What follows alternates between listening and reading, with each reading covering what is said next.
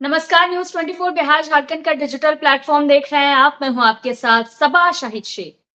एक तरफ वक्फ बिल को लेकर घमासान मचा हुआ है, तो वहीं दूसरी तरफ बिहार में चुनावी साल, और ऐसे में सवाल बिहार में चुनावी साल पर उठ रहा है, क्योंकि जिस तरह से वक्फ बिल को लेकर कई जगहों पर मुसलमान नाराज नजर आ रहे हैं, उन्होंने काली पट्टी बांधकर प्रदर्शन किया। इन सब के बीच सवाल ये उठता है कि आने वाले चुनाव में इसका नतीजा किसे होगा, इसका नुकसान किसे उठाना पड़ेगा और इन सब से फायदा किसे मिलेगा, क्योंकि कहीं ना कहीं अभी बिहार की राजनीति में मुसलमानों की हितैषी बनने की होड़ मची हुई है। तो चलिए इन्हीं तमाम बातों पर आज विस्तार से चर्चा करते हैं। चर्चा के लिए हमारे साथ तमाम गेस्ट भी जुड़ रहे हैं। हमारे साथ जुड़ रहे हैं सुमित शशांक जी, प्रवक्ता बीजेपी, महेश दास जी, प्रवक्ता जेडीयू, प्रमोद सिन्हा जी, प्रवक्ता आरजेडी, रोशन सहनी जी, प्रवक्ता वीआईपी। चर्चा की सबसे पहले बहुत बहुत स्वागत है आप सभी का। चर्चा की शुरुआत करें, लेकिन उससे पहले जो तमाम बयानबाजियां हो रही है, आरोप प्रत्यारोप का दौर जारी है, पहले आपको वो सुनवाते हो करके ये सरकार जो है बिल लाई है। और सबसे आश्चर्य बात यह है कि बिहार में जो सरकार चल रही है, माननीय नीतीश कुमार जी के नेतृत्व वाली सरकार, जो कहती थी कि हम सेकुलर हैं, आज इन्होंने हम पार्टी ने, चिराग जी के पार्टी ने और नीतीश जी के पार्टी ने फिरका परस्त ताकतों के साथ बैठ कर करके और मुसलमानों के पीठ में जो है वो खंजर भोंकने का काम किया कि वक्फ संपत्तियों के बारे में कानूनी विवाद और काफ़ी कुप्रबंधन हो गया था। कुछ लोगों का वक्फ पर कब्जा हो गया था और कोई न्यायिक निगरानी नहीं होता था। अब वक्फ संपत्तियों का भी अधूरा सर्वेक्षण कराया गया था और वक्फ का दुरुपयोग किया जाता था। तो इन सब कारणों से ये वक्फ संशोधन बिल लाना पड़ा। जो आम मुसलमानों के भले के लिए तो ये लोग काम नहीं कर रहे थे। और लालू प्रसाद जी का एक वीडियो पब्लिक डोमेन में है, जिसमें उन्होंने 2010 में संसद में 1995 के वक्फ अमेंडमेंट बिल पर चर्चा के दौरान कहा कि अभी तो हम लोग पास कर देते हैं, लेकिन ये लूटपाट का अड्डा बना हुआ है। तो सुना आपने किस कदर बयानबाजियां हो रही है। तो चलिए चर्चा की शुरुआत सुमित शशांक जी से करते हैं। सुमित जी, इस नए बिल से कितना फायदा होगा एनडीए को आने वाले चुनाव में? देखिए सबा, इस बिल से एनडीए को फायदा हो ना हो, राष्ट्र को फायदा होना चाहिए, देश को फायदा होना चाहिए और देश का जो अल्पसंख्यक समाज है उसको फायदा होना चाहिए। देखिए वक्फ असेसमेंट बिल और वक्फ असेसमेंट बिल पर बनी हुई जेपीसी जो ज्वाइंट पार्लियामेंट्री कमेटी, उस पर जब चर्चा कीजिएगा ना तो आपको स्पष्ट रूप से पता चलेगा कि भारतीय लोकतंत्र में सबसे बड़ी परामर्श प्रक्रिया का पालन इस जेपीसी के तहत किया गया, जहां करोड़ों लोगों से सुझाव मांगे गए, परामर्श मांगे गए, जिनमें करोड़ों मुसलमानों ने परामर्श किया और पसमंदा गरीब मुसलमानों के पत्र मिले जेपीसी कमेटी के मेंबर्स को। इसके अलावा जो मुस्लिम माताएं बहनें हैं उन्होंने भी आगे बढ़कर मुखालफत की इस कहीं ना कहीं जो पूर्व से चला आ रहा जो बिल था उसकी मुखालफत की और कहीं ना कहीं इस बिल का समर्थन किया। और पूरे देश ने देखा कि पूरे देश के कोने कोने में जो मुस्लिम माताएं बहनें, इसके अलावा पसमंदा गरीब मुसलमान किस तरीके से हर्षो उल्लासित थे इस बिल के आने से।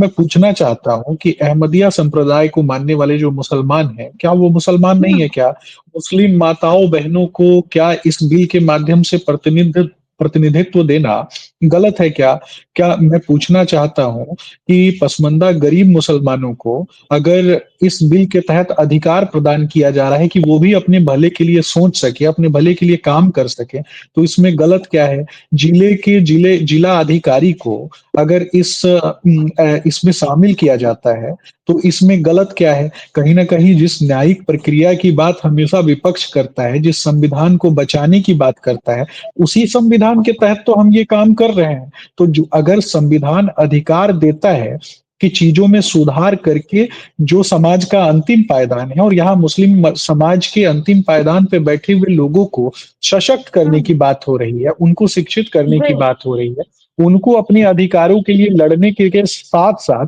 अपने अधिकारों पे चर्चा करने का अधिकार देता है ये बिल। तो इसमें गलत क्या है? मैं हम्म। सिर्फ इतना बताऊंगा कि पसमानदा गरीब मुसलमानों की बात हो या फिर मुस्लिम महिलाओं की बात हो, चाहे आगा खानी मुसलमानों की बात हो, चाहे बोहरा संप्रदाय को मानने वाले मुसलमानों की बात हो, उनके हम्म। अधिकारों को छीन करके कुछ एक वोट के दलालों को, जो मुस्लिम समाज के ठेकेदार बन बैठे थे और समाज का जो हम्म। अंतिम तबका है उसको हमेशा डराते थे। और इसका सबसे पहला शिकार कौन होता था? सभा, ये जान करके आपको आश्चर्य होगा कि जो गरीब हम्म। तबका है मुसलमानों में और वैसे परिवार जहां पे अगर किसी मुस्लिम बहन का किसी के साथ उसके हस्बैंड के साथ अगर तलाक हो गया है या फिर उस परिवार में पुरुषों की संख्या कम है, किसी कारणवश पुरुषों की मृत्यु हो गई है, तो जो वोट हम्म। के ठेकेदार और समाज की के नाम पर जो ठेकेदारी करने वाले कुछ एक लोग हैं, वो सबसे पहला शिकार वैसे ही परिवारों को बनाते थे जहां पुरुषों की संख्या कम है। और वक्फ असेसमेंट बोर्ड ऑफ इंडिया की साइट पे जब जाके आप सर्च करेंगे तो वहां 58,000 मामले लंबित हैं। और ये 58,000 मामले हिंदू मुस्लिम के नहीं है, ये हम्म। 58,000 मामले जो है ना, उसमें मुसलमानों की जमीनों पे ही कब्जा किया गया है। और जैसे ही उनको अधिकार देने की बात होती है, विपक्ष क्या करता है हम्म। कि इसको हिंदू मुसलमान में तब्दील कर देता है। और क्योंकि ये मुद्दा जो है ये बिल से संबंधित मुद्दा है, बहुत सारे लोग जो हैं अल्पसंख्यक समाज में, बहुत से ऐसे लोग हैं जो कहीं ना कहीं अभी भी शिक्षा का वहां अभाव है, तो बिल के संबंध में उनको जानकारी नहीं है। कल की घटना का मैं चलिए, ठीक उल्लेख है, सुन करूंगा। जी। ठीक है। फिर आपका रुख करूंगी, सीधा रुख करना चाहूंगी रोशन सहनी जी का। रोशन जी, क्या लगता है इस बार के चुनाव में वक्फ बिल का मुद्दा काफी जोर पकड़ने वाला है? क्या इस बार इसी मुद्दे के सहारे चुनाव होगा? देखिए सभा जी, सबसे महत्वपूर्ण बात ये है, हिंदू मुसलमान की जहां तक बात अभी हमारे भाई साहब कर रहे थे, जी। जो विपक्ष द्वारा हिंदू मुस्लिम होने लगता है, तो मैं आपको पहले थोड़ा सा क्लियर कर दूं ये चीज। यहाँ पे पूरा देश इस चीज को जानती है कि हिंदू मुस्लिम करके और अपनी राजनीतिक चीजों को कौन सेकता है कौन नहीं सेकता है। और जो ये मुस्लिम और अल्पसंख्यक भाइयों के बहुत बड़े मरहमकार बन रहे हैं कि उनके जख्म पे हम मरहम लगाने के लिए अभी वक्फ बिल को ला रहे हैं। तो मैं कहना चाहता हूं, इनको बताना चाहता हूं कि ये मठ में क्यों नहीं लागू हो रहा है कोई बिल। ये जितने भी चीजें हैं, ये मुस्लिम भाई के लिए, अल्पसंख्यक भाई के लिए क्यों ये चीजें अलग अलग तरीके के विभिन्न विभिन्न तरह के बिल उनके में लागू हो रही है। ये मठ में भी आप करो। मठ भी बहुत ऐसे जमीन को वो कब्जा करके रखा हुआ है जो जमीन का कोई ही नहीं है। 2-2 साल पुरानी, 1.5 साल पुरानी जो मस्जिद है, उनका कहते हैं कि उनका ये लेके आओ, खतियान लेके आओ, पेपर लेके आओ। तो आप कहते हैं सब एक तरफ बात करते संविधान की, उसी संविधान के दायरे में रह के जिन्होंने इनको जो चीज स्वीकृत किया, जिन्होंने जो दिया, आज आप उसी संविधान के तहत कह रहे हो कि हम संशोधन करके ये बिल लाएं और बिल को पारित करके, और अभी आप उसी में छेड़छाड़ कर रहे हो। उनके अधिकार को, उनका जो हक दिया हुआ है, जो संविधान दिया हुआ है, हम और आप नहीं कह रहे चीज को, संविधान के तहत ही उनको मिला हुआ था जो, और उसी चीज में आप आज कह रहे हो कि हम कल को आपको दिया और आज आपसे छीन रहे हैं।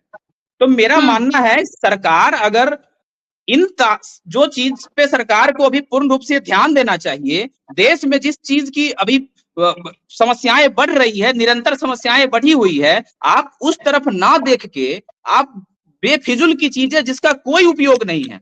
अभी अब आप देखो, बेरोजगारी इन लोगों को नजर नहीं आता है, इतनी बड़ी समस्या है यहाँ पे देश में, ये चीज नजर नहीं आ रहा है इनको।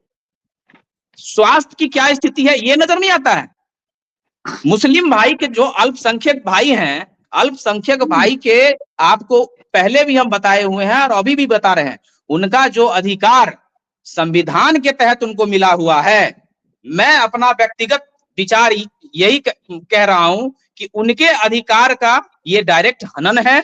और ये बिल जो अभी पारित हुआ है, इससे हमारे जितने भी अल्पसंख्यक भाई हैं, ये उनके अधिकारों का छीनने का काम किया गया है सरकार द्वारा।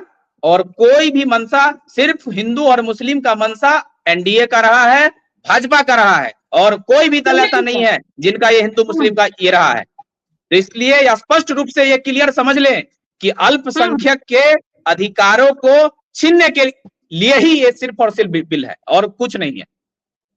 इससे कहीं भी कोई किसी भी समुदाय को, अगर हम पिछड़ा मुस्लिम का ही बात करें, मुस्लिम समुदाय में भी जो पिछड़े वर्ग के मुस्लिम होते हैं, कुछ देख रहे थे भाजपा वाले लोग कह रहे थे कि जो पिछड़े वर्ग के मुस्लिम हैं उनको बहुत बड़ा बेनिफिट और बहुत बड़ा लाभ मिलने जा रहा है। कुछ महिलाएं हैं मुस्लिम जो पीड़ित हैं, जिनका जमीन हड़प लिया है, उनको बहुत बड़ा लाभ मिलने जा रहा है। तो भाई क्यों नहीं समर्थन में वो महिलाएं आ रही है? एक मुस्लिम पूरे देश में इस बिल के हित में नहीं है। जिन पे राजनीतिक दबाव नहीं हो, जो भाजपा या एनडीए से नहीं ताल्लुकात रखता हो, वो कोई भी मुस्लिम इस बिल के समर्थन में नहीं है। और हम तो कहते हैं पूरे देश में जिनके पास हृदय है और जो ये सही जो सोचता है, वो कोई भी लोग इस बिल के हित में नहीं है, क्योंकि ये एक अल्पसंख्यक समाज का अधिकार को छीनने का बिल है। चलिए ठीक है रोशन जी, फिर आपका रुख करेंगे। सीधे रुख करना चाहूंगी महेश दास जी का। महेश जी, चुनावी साल है, ऐसे में रिस्क क्यों ले रहे हैं आप लोग? आपको नहीं लगता कि इस वजह से आप लोग मुस्लिम वोट से किनारा कर लेंगे? नुकसान उठाना पड़ सकता है आप लोगों को आने वाले चुनाव में। देखिए सभा जी, हम लोग वोट की चिंता नहीं करते हैं। हम लोग सशक्तिकरण की राजनीति नहीं करते हैं। हम लोग समाजवादी विचारधारा के लोग हैं और सामाजिक न्याय समाज में कैसे स्थापित हो, इस मुद्दे को लेकर के, और हमारे नेता जो हैं आदरणीय नीतीश कुमार जी, वो हमेशा सामाजिक न्याय के साथ हर एक तबके का विकास कैसे हो, इस पे हम लोग फोकस करते हैं। इन लोगों की तरह नहीं कि तुष्टीकरण की राजनीति शुरू कर दें, हिंदू मुस्लिम कर दें, ये कर दें, वो कर दें। अब मसला ये है कि पहले वक्त की जो स्थिति थी उसमें ट्रांसपेरेंसी नहीं थी।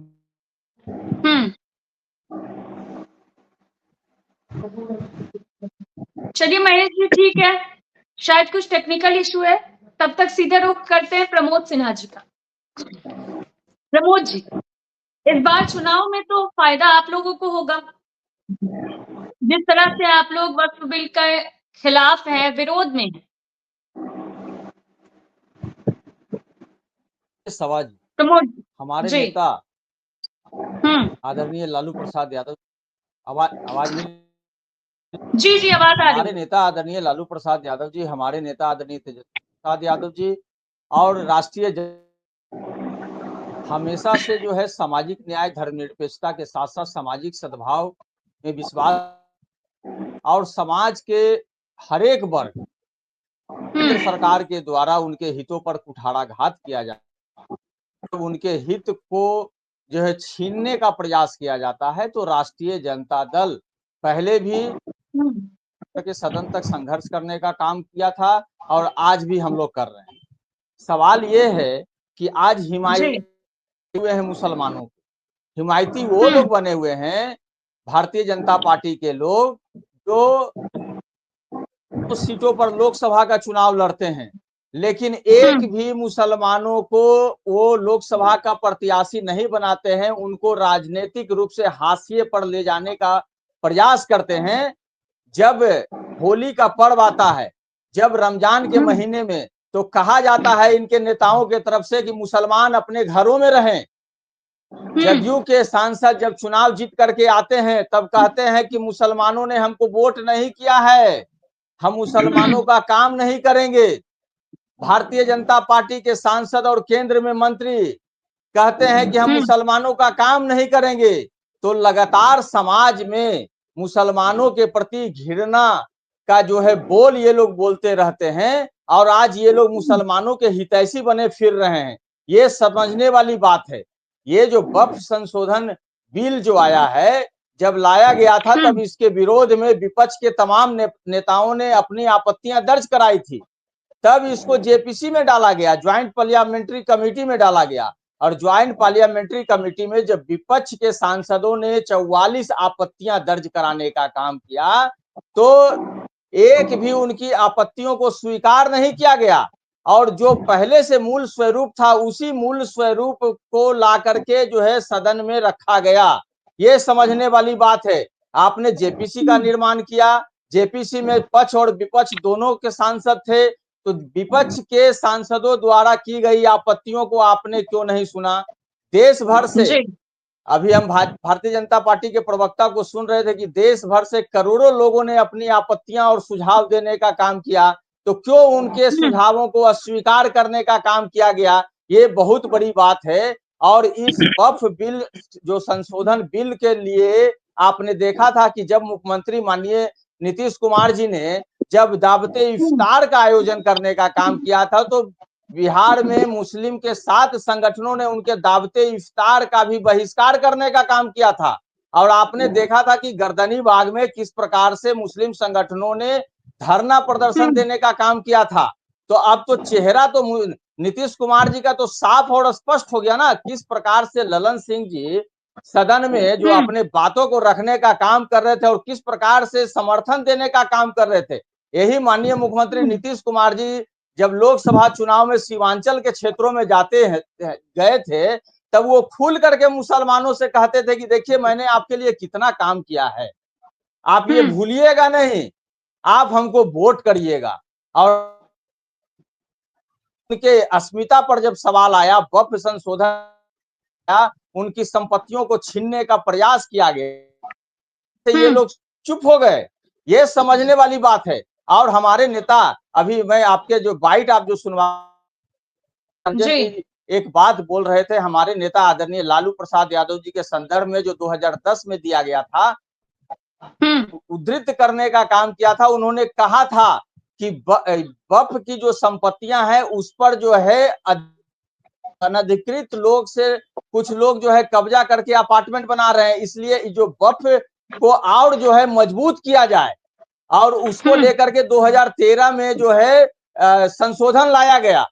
तो ये लोग जो बातों को घुमा करके हमारे नेता के बातों को प्रस्तुत करने का काम कर रहे हैं। हमारे नेता शुरू से गंगा जमुनी तहजीब को मानने वाले लोग हैं, जो समाज और देश की जो सामाजिक ताना बाना है उसको मजबूत करने में विश्वास करते हैं। और निसंदेह रूप से देश की जनता जो है ये सब चीजों को देख रही है। जब समय आएगा तो देश की जनता इनको जवाब देने का भी काम करेगी। समझ, चलिए ठीक है प्रमोद सिन्हा जी, फिर आपका रुख करेंगे, सीधे रुख करना चाहूंगी महेश जी का। महेश जी, मुसलमानों को कहीं ना कहीं नीतीश कुमार से बहुत उम्मीदें, तो आपको नहीं लगता जब उनकी उम्मीदें पूरी नहीं हो पाएगी तो इसका नुकसान तो जाहिर सी बात है उठाना पड़ेगा आप लोगों को? देखिए सवा जी, ये जो आरजेडी के साथी कह रहे थे कि मुसलमान के ये बहुत बड़े हिमायती हैं, तो उसी मुसलमान कम्युनिटी कुछ लोगों को फायदा क्यों मिले? उसी को तो वक्फ अमेंडमेंट करके जो निचला मुस्लिम समुदाय में निचला तबका का जो समुदाय है, पासमानदा समुदाय, महिला जो मुस्लिम समुदाय में जो महिला आती है, इन लोगों को अगर इस बिल में इनकॉर्पोरेट किया गया है तो इन लोगों को दिक्कत क्यों है? इसका मतलब है कि ये मुस्लिम विरोधी है। इसका मतलब है कि ये मुस्लिम विरोधी है। और ये तो अपने नेता को भी झूठा साबित कर दे रहे हैं। 2010 में लालू यादव जी खुद कह रहे थे कि यहाँ पे जो डाक बंगला का पूरा है वहां पे सारा वक्फ के द्वारा अधिग्रहण कर लिया गया है। तो ये क्या अपने नेता को भी ये कटघरा में खड़ा कर दिए हैं? देखिए एनडीए की सरकार, जो लालू जी का सपना था वो साकार करके दिखाया है। और मुस्लिम समुदाय के लिए, खास करके जो पासमानदा मुस्लिम समुदाय है और महिला है, उसके लिए सबसे बड़ा रास्ता खुला है। तो चाहे वो एजुकेशन का सेक्टर हो या हेल्थ का सेक्टर हो, वक्त से सबसे ज्यादा फायदा उन्हीं समुदाय को मिलना है। और ये लोग सिर्फ वोट की राजनीति और तुष्टीकरण की राजनीति करते हैं। हम वोट की चिंता नहीं करते। हम आदरणीय नेता नीतीश कुमार जी के नेतृत्व में बिहार में सामाजिक न्याय स्थापित कैसे हो, जिसमें हर एक तबके का विकास कैसे हो। अब मुस्लिम समुदाय के लिए जो माननीय नेता नीतीश कुमार जी ने काम किया है, इन लोगों से पूछने की जरूरत है। ये पूरा देश और दुनिया जानता है। नीतीश कुमार एक नजीर पेश किए हैं बिहार में मुस्लिम समुदाय के लिए। मदरसा का घेराबंदी करवाया है नीतीश कुमार जी। यहाँ पे जो आपके हज भवन है वहाँ पे मुस्लिम समुदाय के बच्चों में महेश जी तभी तो मैंने सवाल किया ना कि मुसलमानों को उम्मीदें हैं नीतीश कुमार से, जी बिल्कुल, जो तो पूरी इसीलिए नहीं तो हो पाई। सामाजिक न्याय, प्रदर्शन किया देखिए मुसलमानों ने, अपने बाजू पे काली पट्टी बांधी। सभा जी यही तो सामाजिक न्याय स्थापित मुस्लिम समुदाय में भी किए हैं। वक्फ के तहत इन लोगों, कुछ लोग, मुट्ठी भर लोग उस पर राज कर रहे थे, उसी को सामाजिक न्याय स्थापित करके उस बिल में संशोधन करके आपके जो पासमानदा समुदाय के लोग हैं और जो मुस्लिम समुदाय की महिलाएं हैं उनको रिप्रेजेंटेशन उसमें मिला है। तो ये सबसे बड़ा सामाजिक न्याय स्थापित हुआ है। इन लोगों को इतना चिंता क्यों है? जो इन लोग जो हमेशा, और ये क्या सवाल आरजेडी के छोटा साथी सा क्या जवाब बोलेंगे देना भाई, चाहते हैं। ये मुस्लिम लूंगी जवाब समुदाय लूंगी। को हिंदू प्रमोद मुस्लिम एक दंगा मिनट। में घसीट देते हैं। भागलपुर जैसे दंगा करा देते हैं और उसका न्याय कौन देता है? आदरणीय नीतीश कुमार जी बिहार में न्याय जब सरकार में आते हैं तो देते हैं। तो इन लोगों के कहने की कोई जरूरत नहीं है कि मुस्लिम समुदाय का न्याय कैसे होगा और उनका विकास कैसे होगा। वो एनडीए की चलिए ठीक सरकार है, पूरी तरीके से ठीक है, तत्पर है करने के ठीक है। लिए। इन महेश जी लोगों फिर को आपका रुख बताने करेंगे। की जरूरत नहीं है। सुमित जी प्रमोद जी के बाद आपका रुख करेंगे। प्रमोद जी, महेश जी तो लिस्ट गिनवा रहे हैं कि महिलाओं को कितना फायदा पहुंचेगा इससे। मुस्लिम महिलाओं को ही फायदा होगा, प्लस जो पासमानदा मुसलमान है उनको भी फायदा होगा। फिर ऐतराज क्या है? देखिए सवा जी, मैंने जो आपने अभी सवाल किया है उसी पर इनको जवाब देना चाहते हैं। इन्हीं के बिल्कुल। पार्टी के नेता हैं गुलाम गौस जी। गुलाम गौस जी हम्म किस समाज से आते हैं शायद इनको पता है कि नहीं है, पता कर लें। हम्म बलियाबी जी भी आज सवाल उठाने का काम किए हैं। तो सबसे बड़ा बात है कि ये जो सदन में जो बातें ललन सिंह जी कह रहे थे, कम से कम जो इनके जदयू के भीतर में जो नेता हैं उनको तो कम से कम समझा लेते कि अरे ये तो आप ही के फायदा के लिए हम लोग काम कर रहे हैं। लेकिन वो अपने नेताओं को भी नहीं जब समझा पाते हैं तो आम आदमी को क्या समझा पाएंगे कि हम आपके बेहतरी के लिए ये काम कर रहे हैं। और सबसे बड़ी बात मैंने आपको कहा कि जो लोग जी। उनके हक और हुकूक को जो है छीनने का काम करते हैं, लोकसभा जैसे चुनाव में जहां 400 सीटों पर भारतीय जनता पार्टी चुनाव लड़ती है, उस पर जब आप एक सीट पर भी उनको प्रत्याशी नहीं उतारते हैं। मैं तो सवाल कर रहा हूं ना कि बिहार देश में जहां जहां मान लीजिए भारतीय जनता पार्टी और एनडीए की सरकारें हैं, भारतीय जनता जी। पार्टी कहां कहां मुसलमानों को अपना जो है राजनीतिक प्रतिनिधित्व देने का काम किया है, ये बतलाने का काम करें। अगर ये कहते हैं, और सबसे बड़ा सवाल है जो आम मुसलमान ईद के मौके पर भी, ईद जैसे पर्व पर जो खुशियां मनाने का पर्व होता है, उस मौके पर भी वो अपने बाजू पर पट्टी बांध करके सड़कों पर उतरे थे। ये समझने के लिए पर्याप्त है कि मुसलमानों को यह एहसास हो गया है कि उनकी जो संपत्तियां हैं उनको ये लोग छीनने के लिए इस बिल को लाने का काम किया है। ये सबसे बड़ी बात है। और ये हमारे नेता के बारे में बात करते हैं और ये कहते हैं कि काम हम लोगों ने किया है। अरे हमारे नेता ने अल्पसंख्यक मंत्रालय का एक गठन दो करने का बता काम दीजिए किया था। प्रमोद जी, एक दो अल्पसंख्यक, काम सुन भी लीजिए, बता दीजिए। मैं गिनती क्या गिना क्या रहा काम हूँ, आप किए सुन जो लीजिए। मुस्लिम समुदाय के लिए काम किए थे? मैं गिनती गिना रहा हूँ, आप गिनने का काम करिए। हमारे नेता अल्पसंख्यक मंत्रालय का गठन करने का काम किए थे, अल्पसंख्यक आपका आयोग को बजट क्या कानूनी था? मान्यता देने चलिए का ठीक है, काम किए ठीक है, थे। सुन ठीक है लीजिए, प्रमोद जी, 12 अरे हो गया भाई, ठीक है आप प्रमोद जी, तुष्टिकरण ठीक की है, राजनीति करिए। हम लोग मुस्लिम समुदाय के लिए न्याय करेंगे। अब चिंता मत करिए, आप आराम से जाके विपक्ष में बैठे रहिए। ठीक है महेश जी। सुमित जी, इतना बड़ा आरोप लग गया है कि आप लोग ही जमीन हड़पना चाहते हैं, इसलिए आप लोग ये सब कर रहे हैं।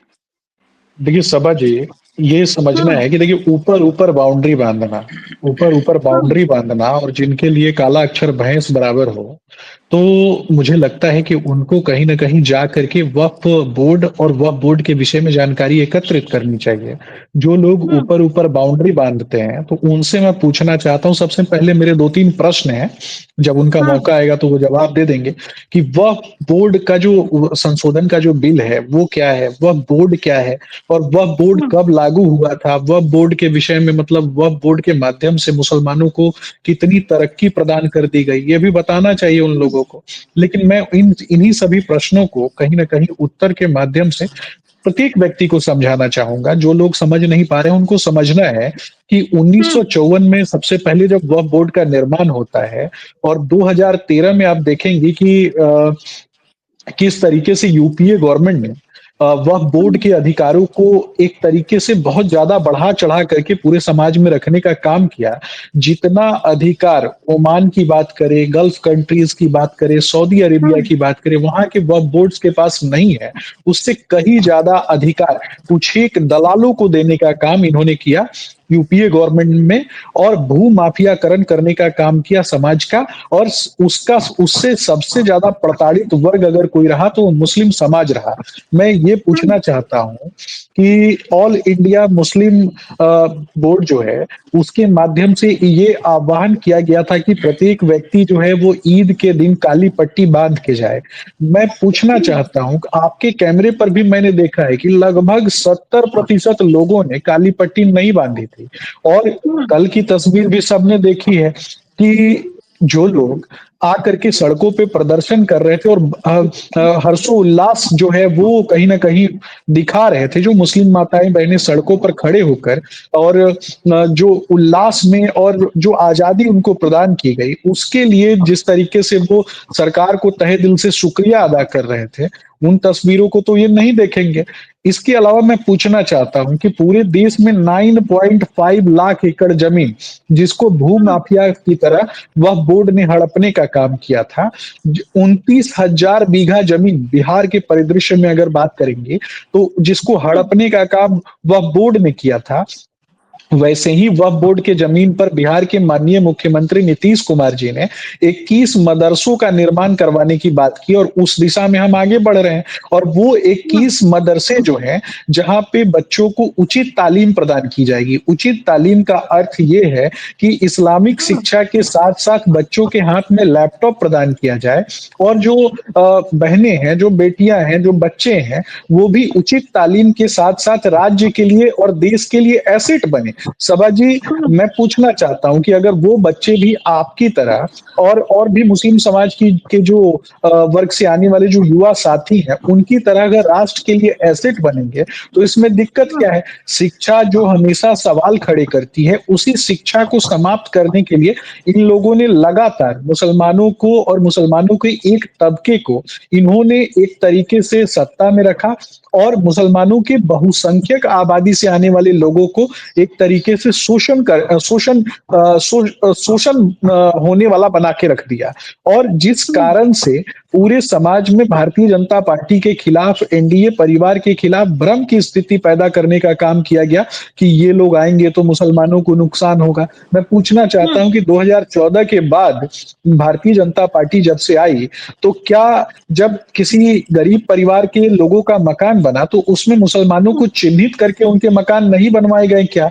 जब आयुष्मान भारत योजना के तहत गरीबों का इलाज हो रहा था तो किसी मुस्लिम परिवार को चिन्हित करके उसका इलाज नहीं करवाया गया क्या? लेकिन ये नहीं बताएंगे। इनको जेपीसी का मतलब नहीं पता है, इनको वक्फ बोर्ड का मतलब नहीं पता है, इनको वक्फ असेसमेंट बोर्ड ऑफ इंडिया के विषय में थोड़ी भी जानकारी भी नहीं है। ये वक्फ बोर्ड का निर्माण कब हुआ, किस लिए हुआ और उसका क्या गुणात्मक रूप से फायदा हुआ, कुछ नहीं पता है।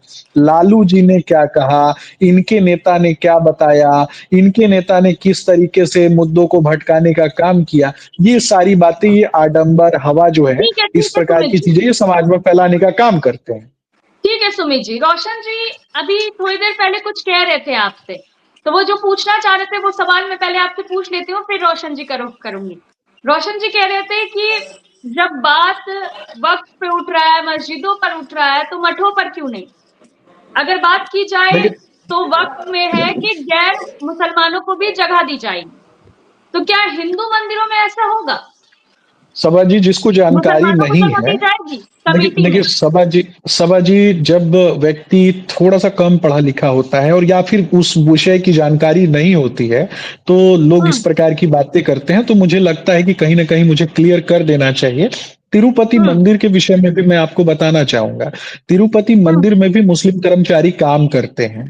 इसके अलावा दक्षिण भारत के भी जो मंदिर हैं वहां पे गैर हिंदुओं को उन मंदिरों की कमिटियों में रखा गया है। तो इस विषय की जिनको जानकारी नहीं है वो इस प्रकार की बातें करते हैं। वहां मुस्लिम भी हैं, तो मुझे लगता है कि इस प्रकार की तो कोई बात ही नहीं है। मुझे लगता है कि वह बोर्ड जिन गांवों पे जिस तरीके से एकाधिकार स्थापित करने की बात करता है है कि ये पूरी की पूरी पूरा का पूरा गांव उनका, ये पूरी की पूरी जमीन उनकी, ये पूरा का पूरा इलाका जो है वो उनका, तो जिनकी जमीनों को वो हड़प रहा है उनको भी तो अधिकार मिलना चाहिए अपना पक्ष रखने चलिए का। ठीक है, और जब वो ठीक है, ठीक है, अधिकारों के लिए पक्ष रखेंगे तो किसके सामने रखेंगे? वहां ठीक है सुमित जी, ठीक है, उनके फिर आपसे समुदाय के रुक भी तो दो करेंगे। लोग होने चाहिए ना।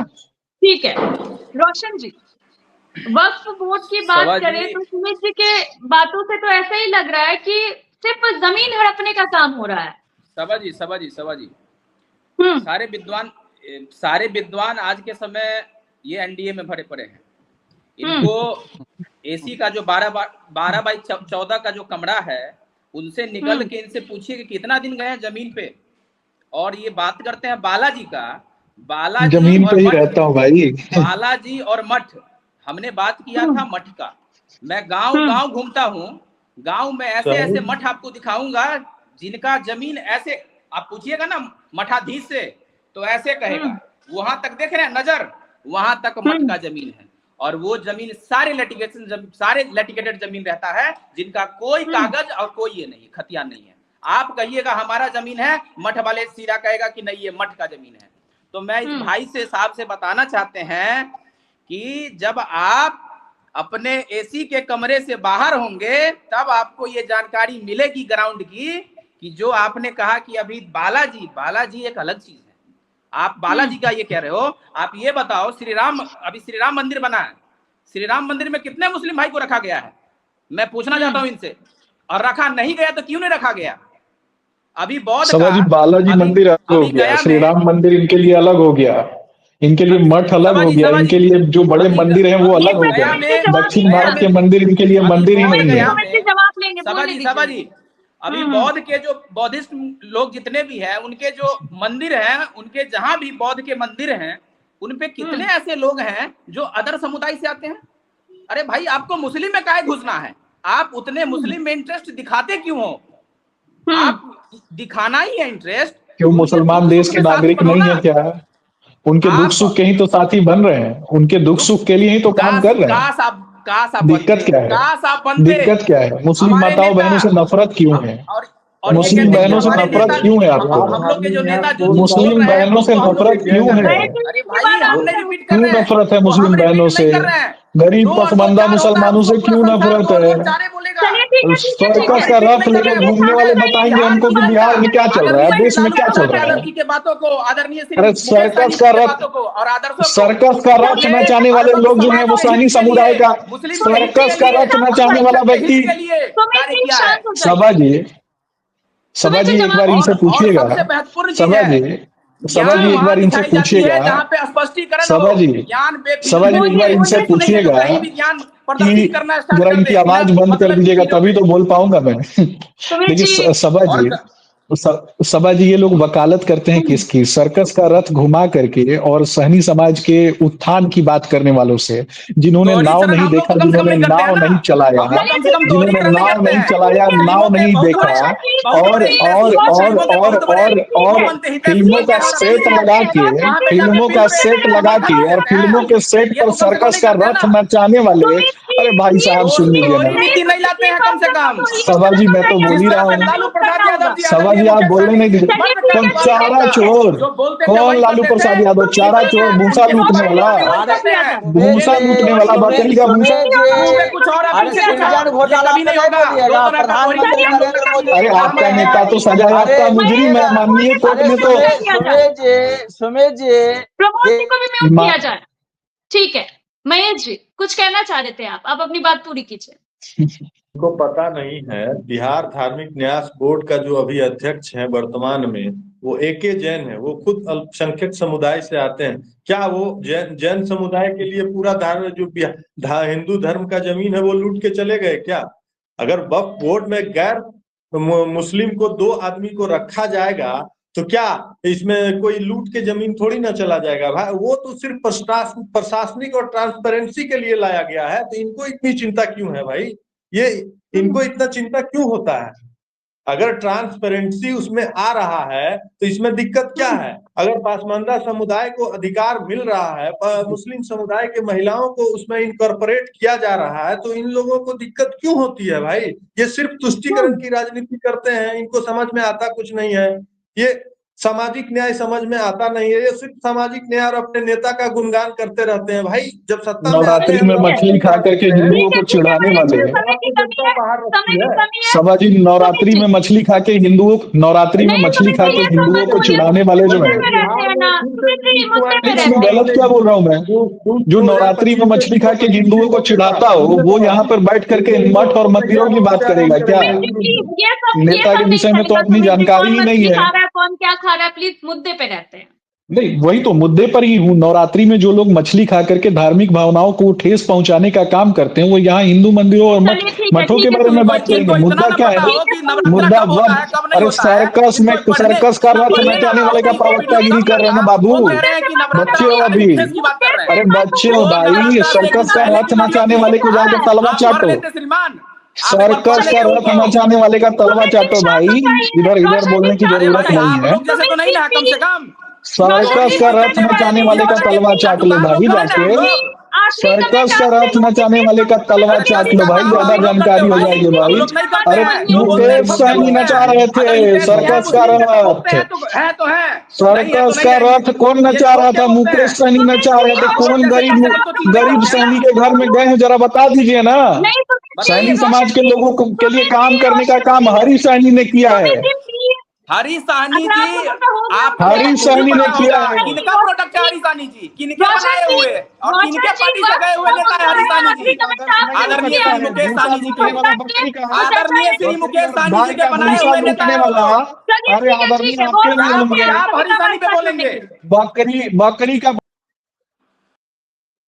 दरअसल अगर बात की जाए तो वक्फ संशोधन बिल को लेकर अभी तक घमासान मचा हुआ है।